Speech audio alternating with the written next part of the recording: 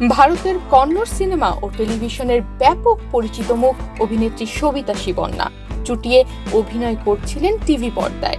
অভিনয় করেছেন একাধিক সিনেমাতেও। গত বছর মে মাসে দীর্ঘদিনের প্রেমিক সুধীরকে বিয়ে করেন তিনি। আর বিয়ের 1.5 বছরের মাথায় 1 ডিসেম্বর আচমকা উদ্ধার করা হয় অভিনেত্রীর ঝুলন্ত মরদেহ। হায়দ্রাবাদের গাছিবৌলির কোন্ডাপুরে নিজ বাড়ি থেকে উদ্ধার করা হয় অভিনেত্রীর মরদেহ।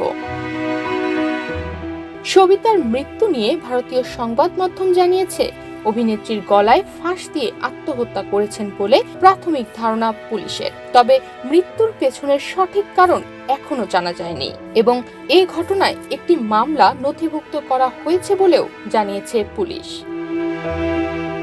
জানা গেছে 1992 সালে কর্ণাটকে জন্ম সবিতার, সেখানেই পড়াশোনা। বেঙ্গালুরুর ন্যাশনাল ইনস্টিটিউট অব ফ্যাশন টেকনোলজিতে ফ্যাশন ডিজাইনিং নিয়ে পড়াশোনা করেছেন তিনি।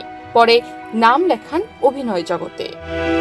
সবিতা বেশ কয়েকটি জনপ্রিয় চলচ্চিত্রে কাজ করেছেন, যার মধ্যে রয়েছে ইরাডন্ডোলা মুরু, এটিএম অ্যাটেম্প টু মার্ডার, অন্ধকাতে হেলা, জ্যাকপট এবং বন্দনা।